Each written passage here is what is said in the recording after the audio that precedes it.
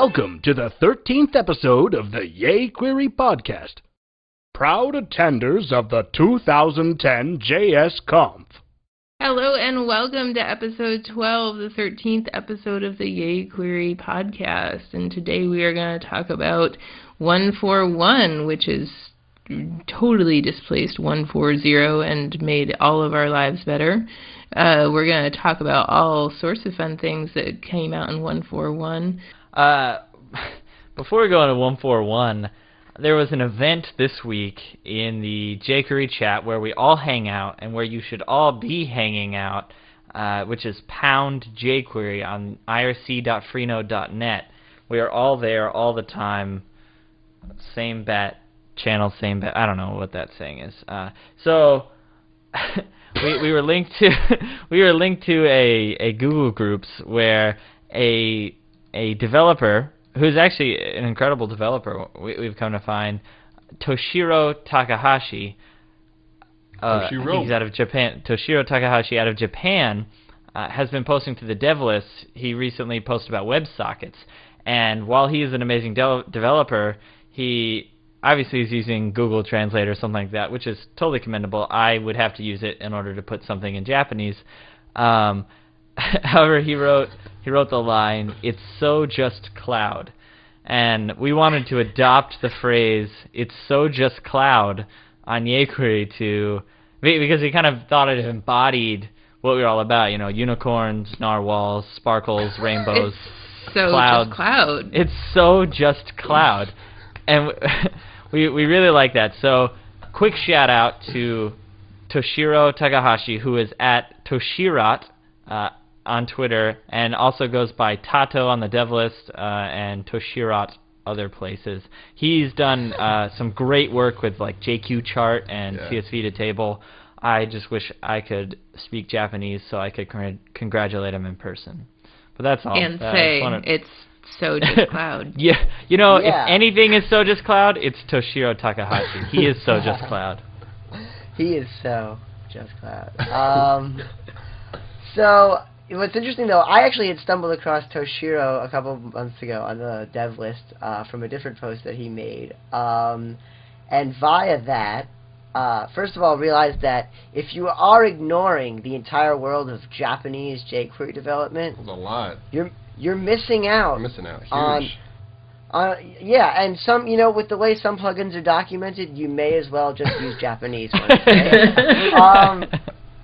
So, like we just mentioned, his JQ chart is, really cool. Also, we found the complete bunny's guide to jQuery.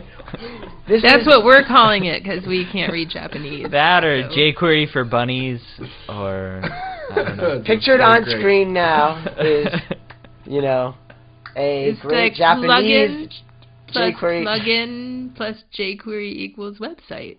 Yeah. We want to make a request to any Japanese jQuery developers that happen to listen to us to please translate what the actual title of this is. We would be much appreciative. Google Translate was not as helpful as okay. Yeah, but we'll get back to the news of the week, which is jQuery 1.4.1 is now out. It's a good release, and it's a really stable foundation for everyone to be building their apps upon.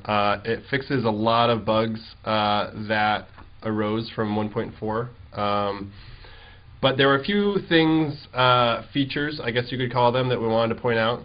A lot of them are around the live method. Of course, live got a big overhaul in 1.4. But there's a few inconsistencies. For instance, you couldn't bind multiple event types at the same time. So, you couldn't do live click space double click, but it works now.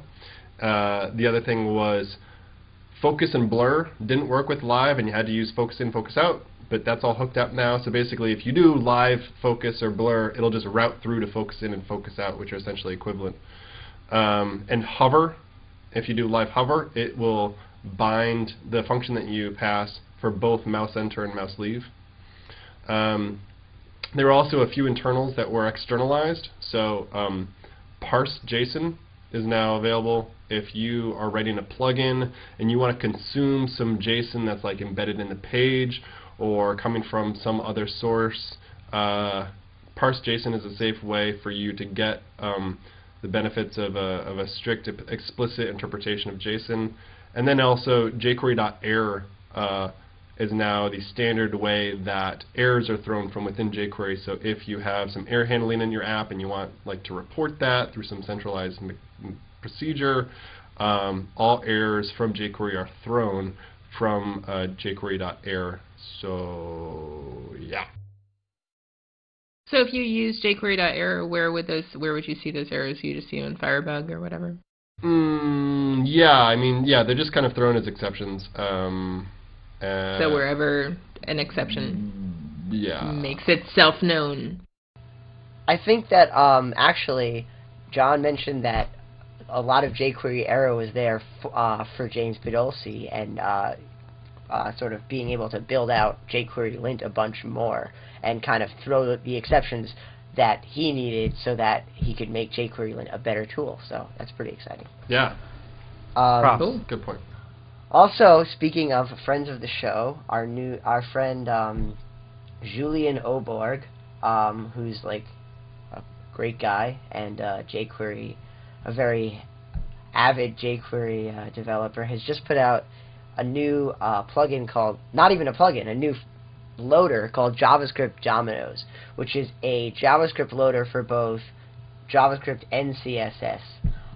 Which works in all different browsers. It's really, really small, and it lets you control the order in very fine ways that you haven't really seen so much before. So I think that the first day it was out, JavaScript Dominoes got like 20,000 downloads. Oh yeah. And it seems like the fact that you can like load CSS and finally control your callbacks and what happens when dependency-wise, it's pretty exciting. So we wanted to give that a shout-out to Julian and have him... What were you going to say? No, finish, and then I'll say something. Oh, shit! Oh, shit! Hang on. Guys, I gotta take this. We're, awkward. It's, what? You wanna talk on the yayQuery party line?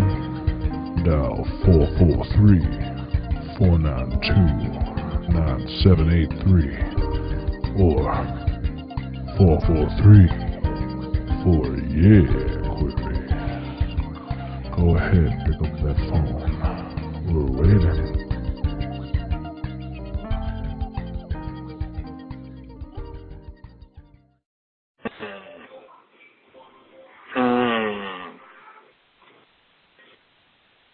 Okay. yayQuery.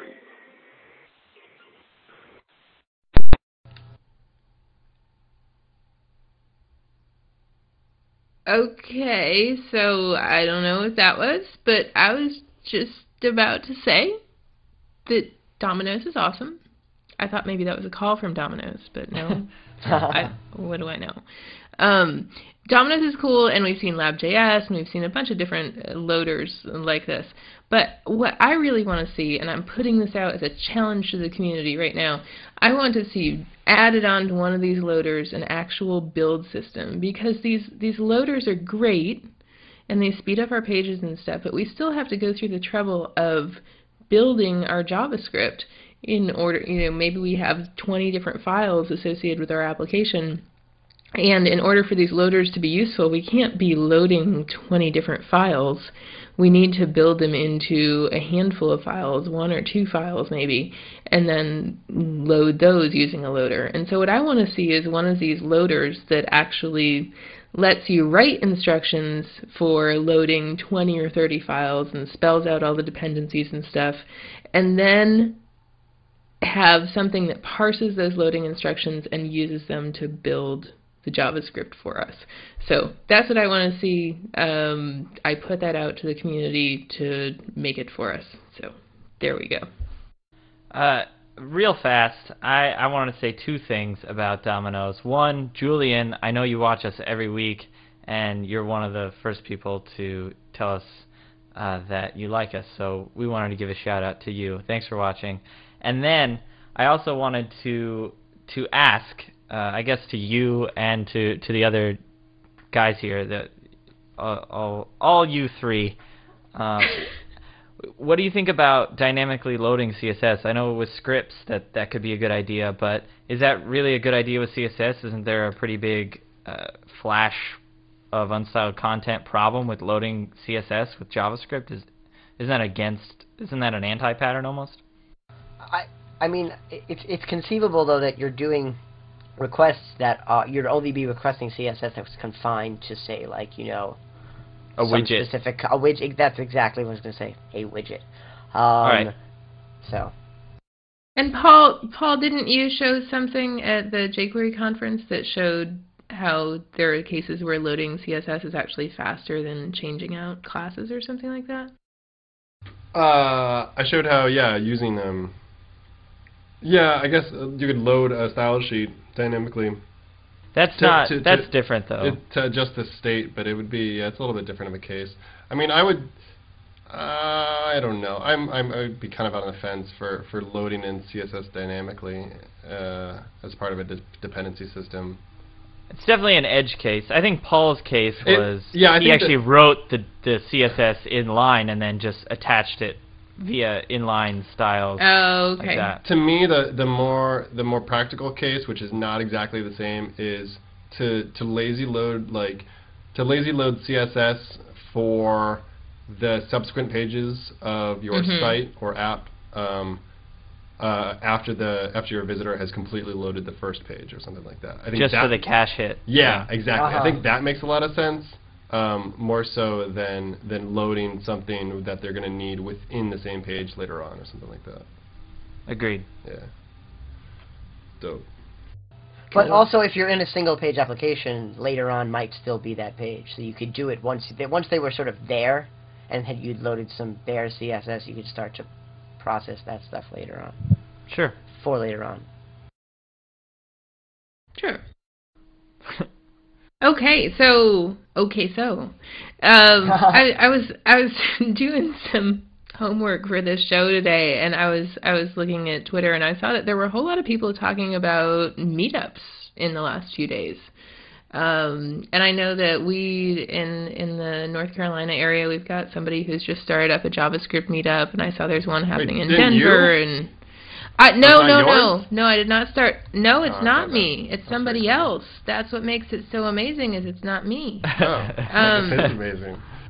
No, I have my camp, but no, somebody totally different's doing a JavaScript meetup, and they got pretty good turnout at their first event. Damn. And I saw there's one going on in Denver, there's one going on in Omaha. Well, it's interesting that you bring this up, Rebecca. Is it interesting that I bring this up, Paul? Do you know something that I don't know? I think he knows something in the future. Typical Paul Irish. Okay. By the time you hear this, will be in the past. Let me talk to the audience at this point. Okay. Dear audience, you might have noticed 2 days ago that there was a release of a site called meetups.jQuery.com. Rebecca doesn't know about this site at all yet. It's really cool, but she has no idea it exists. So there's a new meetup site. It's based off of Ning, the Ning platform. Cody Lindley actually works for them, so he was the executor of this. But basically, the idea is this is something that John Redzik had brought up during the State of jQuery talk back at the jQuery conference, and then subsequently. And there's a big push in 2010 to see local JavaScript meetups, jQuery meetups happen. And yeah, what do you think? Do you think that makes sense? I think it's awesome. Yeah, I mean, definitely. I think it makes sense. I thought I was on to something here, and then I wasn't at all. But no, I think it's really cool. I know that like our refresh around here has been good, and I was sick for the first JavaScript meetup, so I haven't made it to it yet. But our local JavaScript meetup is hosting a hack night later on this month and stuff. And I think it's really cool, and it'll be neat to see people of all different skills getting together and talking about jQuery. Agreed. In Austin, we have Austin.js and we have Refresh, and we're having a Dev Days. I think community-based programming events, not even just jQuery, are really awesome. It kind of gets you talking about things. I think even just us on yayQuery or maybe in the chat, I think that there's bug fixes and there's things we notice and there's ways that we become better at coding just because we say, hey, that's a weird thing in jQuery, and then we realize that, hey, maybe this is a bug, it's not just me being weird, or we realize, oh, wow, Adam, you really do that a dumb way, you should do it a different way, or something. Typical Adam, right?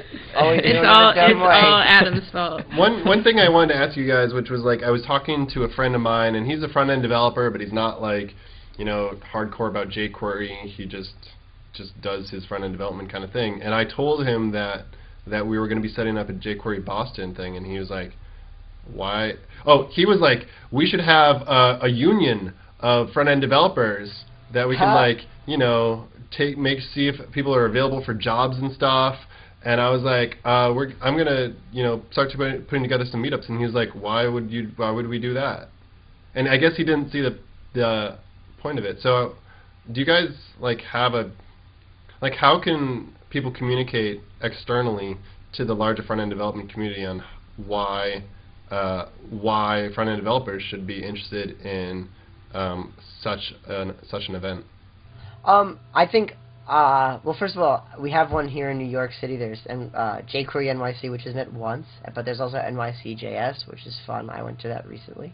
And what's interesting is that if you're a front-end developer, like the people who are, if you're not super strong, if you're sort of middling, as one were, there's a lot of awesome information that comes out. It's like a really great way to become connected to the bleeding edge, because the people who get up and talk are usually very focused on what's going on right now and what's new, and it's just and just being around other people, it can just make things feel a little bit more alive than reading trying to troll through the comments of a blog post that's 3 years old. Yeah. And also, if you know someone, if you've met them, you're a lot more likely to maybe be able to talk to them about a problem that you're having later on. So it just fosters, human to human, or as Alex would say, human to human contact. Wait, you say human? I say human. He says human. Everyone says human. It must be the humidity. Humidity. I just have to say, I just sort of agree with Adam that which is sort of me saying me too, and so I'm sorry, but when I went to JSConf in 2009, I didn't know anybody. I just went, and that was a totally transformational experience to be there and hear people talking about stuff that I hadn't even thought about.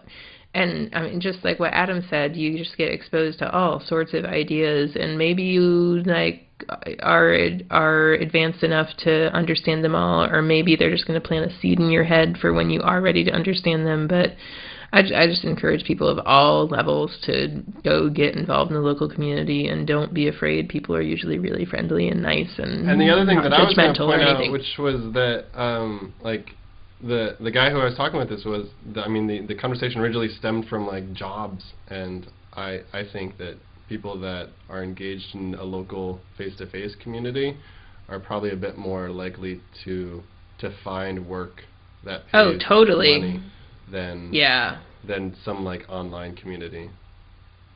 Probably. Yeah, totally. Yeah. Totally. Cool.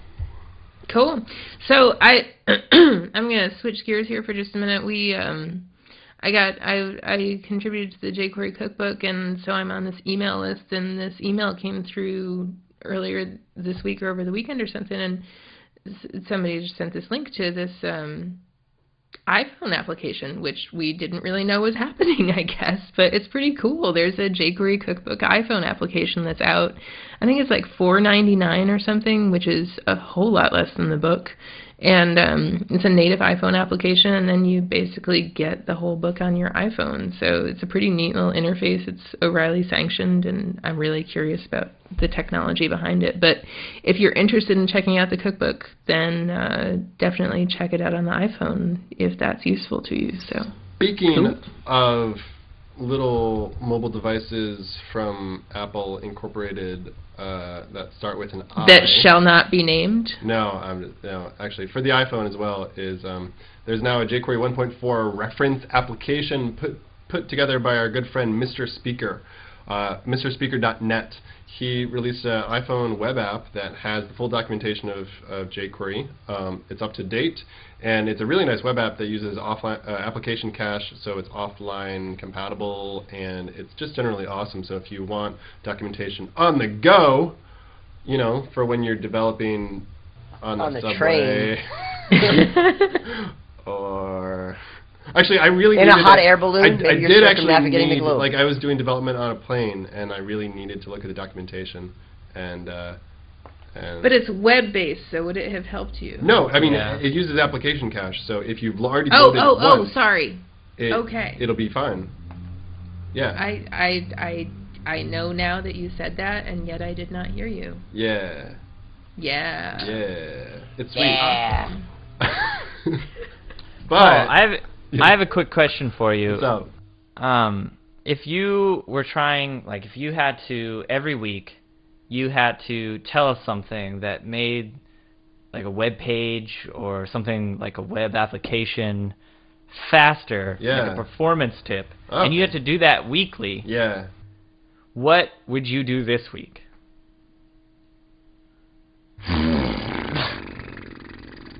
More importantly, what would you call it if you had to do this every week? Oh, well, I think that's very clear. All Irish's jQuery. Anti-pattern for performance of the week. Bum bum. This week's anti-pattern of performance. Yeah, thank you. Is using show and hide a lot to represent state. Instead of using classes and controlling visibility from CSS perspective by manipulating classes on parent nodes. So do you mean, like, if in a function I need to figure out if something is visible or not, I should not check if the element is visible or not? This is confusing. No. I don't think so. No, what I mean is, so oftentimes you'll be like, okay, so when I click something, I need to make the container that the button I just clicked disappear, and I'm going to reveal some new content. And so your brain is like, okay, when I click this, I need to make that thing disappear and make that other thing appear. So I'm just going to find that element, do a hide, and then find the other one, do a show. Great. Ah. The alternative is just grab the parent container that has them and say, like, you know, add a class to it that says, you know, button clicked, but I mean something more descriptive than that, which is like cool guy state. Open state, right? Yeah, exactly. Cool guy state. And then in your CSS is where you say that old box is display none and the new box is display block. So this way you only have a selection of a single element and an add class call, and that's it from a JavaScript perspective. And you're relying on your CSS to basically change the visibility of all these things based on the new state. Yo, and I heard from the yayQuery podcast that I could even animate that now using jQuery UI. And I heard from the yayQuery podcast last week that you could animate that per property with different easing. That's true. Wow. What a great podcast that yayQuery podcast is. So humble. So useful.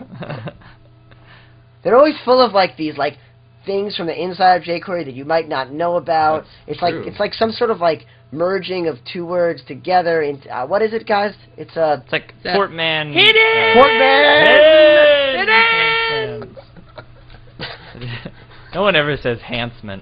They're hidden enhancements. What? The little tiny things you never thought you'd see. Oh. This hidden enhancement segment is going to be quick because this week's hidden enhancement is a non-enhancement. The fact that it's a hidden enhancement is only because it's exposed and it saves you a little bit of probably space, maybe a little bit of memory too, if you really want.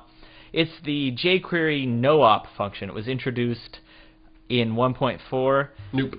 Noop. I call it no-op. I'm No, sure a noop. lot of people call it. It's noop apparently. Totally Definitely noop. Nope. So the noop function on the jQuery namespace is exactly what it sounds like, a no-op function in which... Sounds like nope to me. Nope, it's not. What it is I can spell out the code for you right now. Function open paren close paren open bracket close bracket semicolon. All right. Ta-da! So is that not right? No, I'm No, you're illustrating with my hand. Well done. Oh, got it. Okay, cool.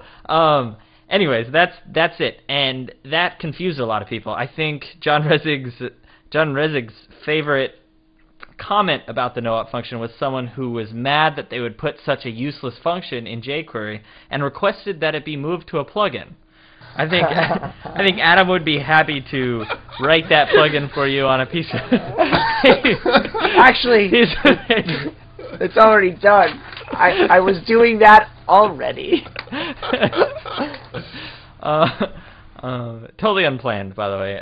But anyways, the no-op function actually does have a use.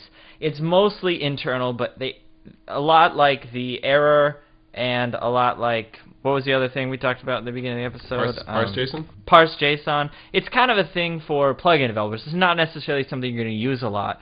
What it's perfect for is whenever you expect a callback function. So if you have some sort of asynchronous function in your plugin and you want to take a callback function, if that you want that callback function to be optional, and they don't pass something in, you could do something like run this callback function that is either the one they passed in, double pipe, which is or jQuery.noop. So it saves you the few extra characters and the few extra... Oh, sorry, noop.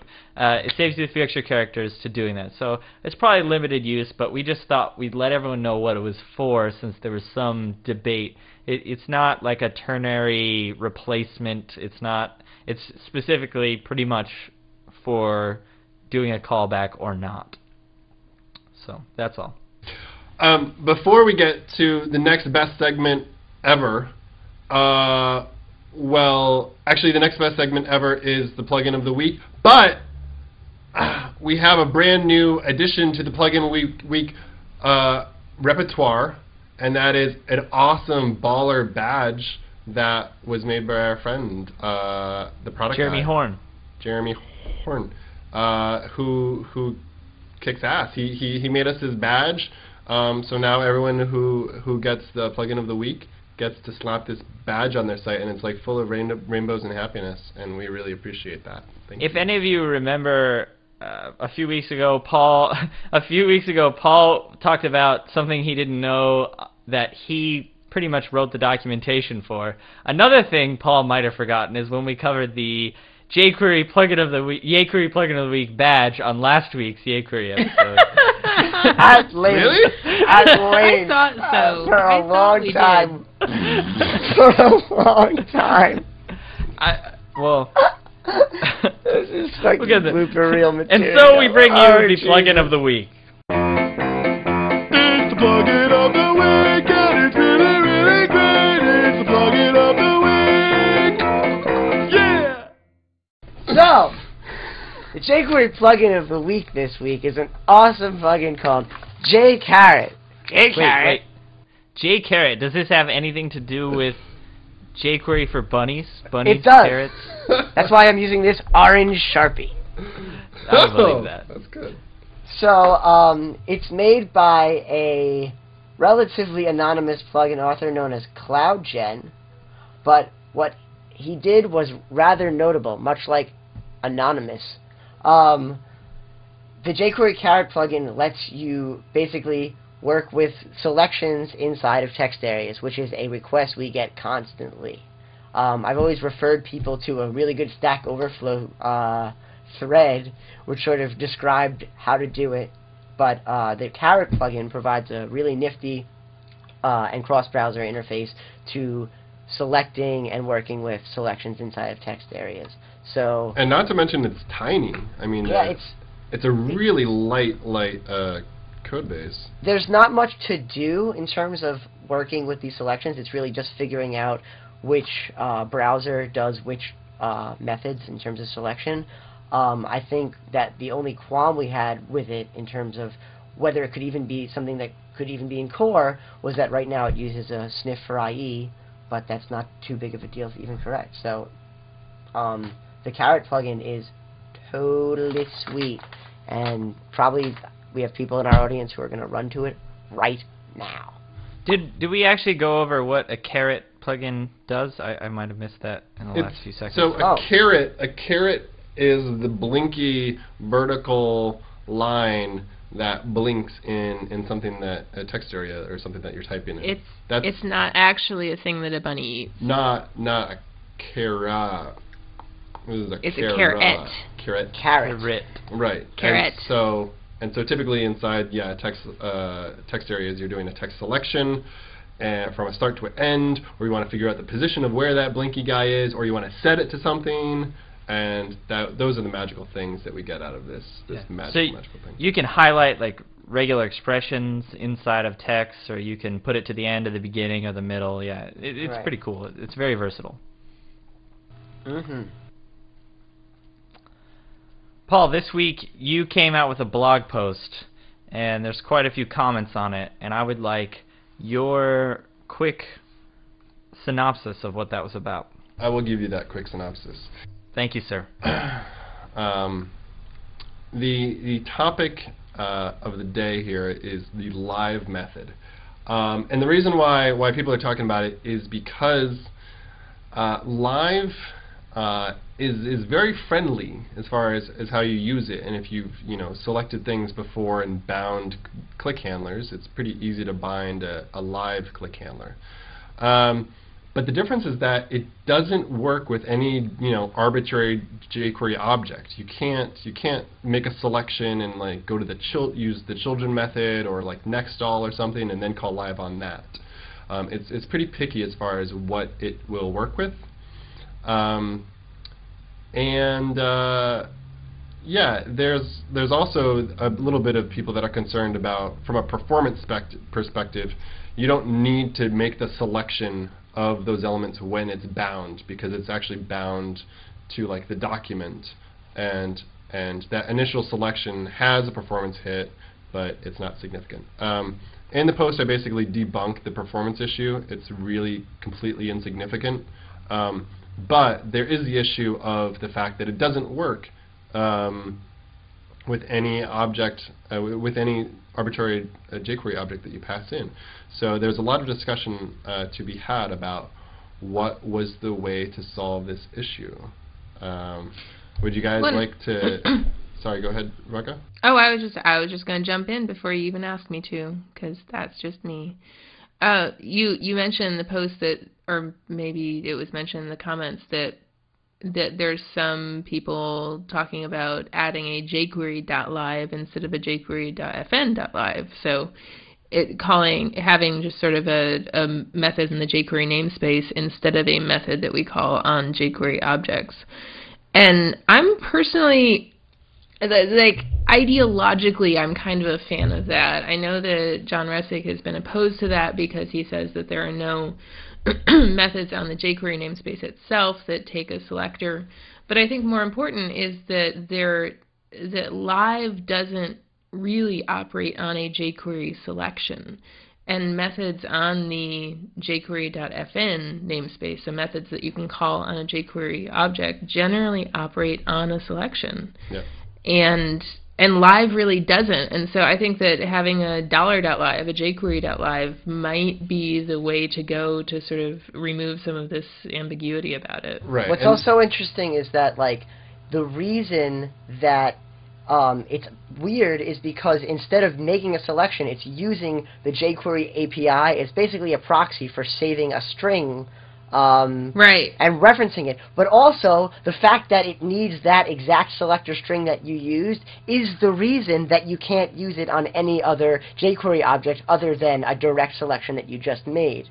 So one solution that people have talked about is just a delegate method, which would be on the jQuery prototype, the $FN namespace, which would allow you to, in the way many plugins did, just bind to the current container that you're referencing to any selector within it. So it's kind of like live, but without the implicit document bind. Yeah, and this is a solution that I really fancy, as it makes you explicitly define what the context is, and typically when you do a live binding, you don't specify a context, so it defaults to the document. The problem here is that when, for instance, a click handler is bound to the document, it has a huge performance hit because absolutely every single click inside your page will have to run through this sequence of steps, which is basically working from the topmost element that you clicked on and iterating through all the parents up to the document, checking to see if each parent matches that original selector that was passed in. If instead you pass it a more specific context, like this specific container box on a page, and say that I only want to watch clicks inside here, you avoid that whole thing, and there's a lot less calculations that need to happen. So I really enjoy making that context setting very explicit, because it's a lot more performant. So would that mean deprecating the live method that exists now? I think, I want to talk on that. I think that specifically the live method, whether we have a delegate method like we have now, I think that'd be good, and I think that makes a lot of sense to a lot of people. But I think the coolest thing about live is, as a totally new jQuery developer, I don't really care that I have that extra hit. I don't really care that it doesn't really work the way I think it does. jQuery is magic in this case. It takes a selector and it works no matter when things are added, and I think that is baller, to say the least, for a new developer. It's not an awesome pattern. Until you get into your first sticky situation with it, and then all of a sudden the way that you thought it works is the opposite of how it works, and then you're like in a real pickle. So I don't know. Yeah, I think. Yeah, I think matching the API of bind exactly is a cool notion, even though I guess there are some limitations as far as how you can call it in a chain. But it doesn't it doesn't match the API of bind at all, because it doesn't work in a chain. And the idea of anything on jQuery.fn not working in a chain, to me, means it shouldn't be on jQuery.fn to begin with. Hey, I don't know about shouldn't be. I mean, certainly, in my opinion, I don't think that $FN live should go away. I think it needs to stay there to Alex's point. I mean, it's totally approachable and friendly to everyone that's just learning. I think adding a delegate method that works from a context and does a more specific delegation binding makes a lot of sense. It's a little sticky when you get into undelegating and removing those binds, and the API for that can be really tricky. But I've already seen a few plugins for this, and I'm likely adding it to my application soon. So join in the conversation if you have, if you haven't already and you have strong thoughts on this issue. There's a variety of places to talk about this hot jQuery topic. Specifically on Paul's blog, where he talks about some of the options, and there's already a large conversation going. Or pick our brains and pound jQuery, or in the forum. Yeah, forum.jQuery. Or hit us up on Twitter. There's so many ways. Twitter. Party line, maybe? Party line. Don't forget, 443 for yayQuery. And you can leave a better message than that guy did earlier tonight. That was pretty terrible. So terrible that I don't think I can go on. And I think I'll go ahead and give our closing notes. Yeah, let's just end the show. That just killed it for me. Just remembering that happened. So if that guy could, if you're out there, just don't watch our show anymore. Or do, also, like, do, but like not drunkenly, I guess. Speaking of drunk, my beer is gone, which is a good reason for us to end as well. Yeah, right. Okay, so we wanted to remind you to visit meetups.jQuery.com. It is going to be an awesome resource, we hope, for you to become better involved in the community and become more badass developers. We also wanted to give another shout out because it's coming up and the full site is now up. That's JSConf.us. That's going to be awesome. That's jsconf.us/2010, and you can sign up there. I also wanted to give a shout out to the ATX Web Show, which just did a segment on yayQuery, so it's a very meta podcast. So the ATX Web Show, check that out at atxwebshow.com. It's a great developer from here in Austin. And finally, I wanted to thank our sponsors, Devotee, for expression engine needs of the sort, including jQuery help for expression engine, as well as TinyCDN for all your content delivery needs. So have an awesome 1.41y week, and we'll see you on the flip side on jQuery.fn.flip or something. Oh, what a great plugin that is. Nice. Peace out.